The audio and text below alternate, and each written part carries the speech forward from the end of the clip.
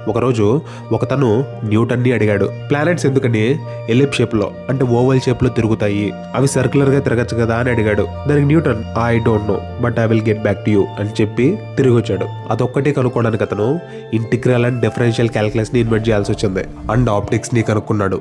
ఒక ప్రిజం ని పెట్టి లైట్ ని పంపించాడు. అప్పుడు వైట్ లైట్ కలర్స్ ని కలిగి ఉంటుందని అర్థమైంది. అన్ని కలర్స్ ని కలిపితే వైట్ కలర్ ప్రొడ్యూస్ అవుతుందని అర్థమైంది. ఆ ఒక్క వైట్ లైట్ అన్ని కలర్స్ ని కలిగి ఉండడం వల్లే ఈ ప్రపంచం మనకు కలర్ఫుల్ గా కనిపిస్తుందని అర్థమైంది. అందరూ అనుకునేది యాపిల్ చెట్టు కింద కూర్చున్నప్పుడు ఆ యాపిల్ కింద పడ్డప్పుడు మూన్ కూడా కింద పడాలి కదా అని ఆలోచించాడు. ఆర్బిటాల్ వెలాసిటీని కనుక్కున్నాడు.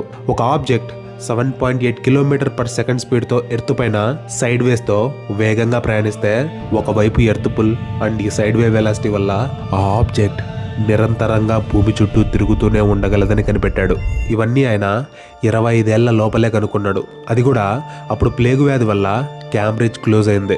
ఇంటికి వెళ్ళి 2 ఏళ్లలో తనొక్కడే ఓన్ గా కనుక్కున్నాడు. ఇనర్షియా కనుక్కున్నాడు.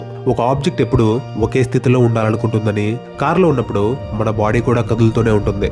సడన్ గా బ్రేక్ వేసినా మన బాడీ అదే స్పీడ్ తో కదలాలనుకుంటుంది. దీన్ని ఆధారం చేసుకుని సీట్ బెల్ట్స్, ఎయిర్ బ్యాగ్స్ కనుక్కున్నారు. క్యాల్కులస్ ని ఫ్లక్సెస్ అనే పేరుతో కనుక్కున్నాడు. దీన్నే కంప్యూటర్స్, ఏఐ అల్గారిథమ్స్ లో వాడతారు. స్టాక్ మార్కెట్ అండ్ ఎకనామిక్స్ లో కూడా వాడతారు. Even machine learning and simulation లో కూడా వాడేది ఇదే. ప్రాక్టికల్ గా మిర్రర్ టెలిస్కోప్స్ ని తయారు చేశాడు, లెన్స్ లు వాడకుండా. Without this deep space observation impossible. Electricity, magnetism, relativity, quantum mechanics ఇవైతే న్యూటన్ డిస్కవర్ చేయలేదు, కానీ ఇవన్నీ కూడా న్యూటన్ సెట్ చేసిన ఫౌండేషన్ మీద బిల్డ్ అయినవే. సింపుల్ గా చెప్పాలంటే సైన్స్ లో న్యూటన్ గ్రామర్ ని రాసి వెళ్ళాడు, మిగతా వాళ్ళు అందులో నుంచి సెంటెన్స్ లు తయారు చేసుకున్నారు. న్యూటన్ లేకుండా ఇప్పటి ఈ టెక్ ప్రపంచమే కాదు, మన లైఫ్ ని ఇంతగా ఇన్ఫ్లుయెన్స్ చేసిన వ్యక్తుల్లో న్యూటన్ 9th పొజిషన్ లో ఉంటాడంటే ఆశ్చర్యపోవాల్సిన అవసరం లేదు. నెక్స్ట్ వీడియో 8th పొజిషన్ లో ఎవరున్నారో చేస్తా. బట్ దానికంటే ముందు న్యూటన్ కంటే మనల్ని ఎక్కువగా ఇన్ఫ్లుయెన్స్ చేసిన వాళ్ళు ఎవరన్నా మీకు తెలిస్తే కామెంట్ చేయండి.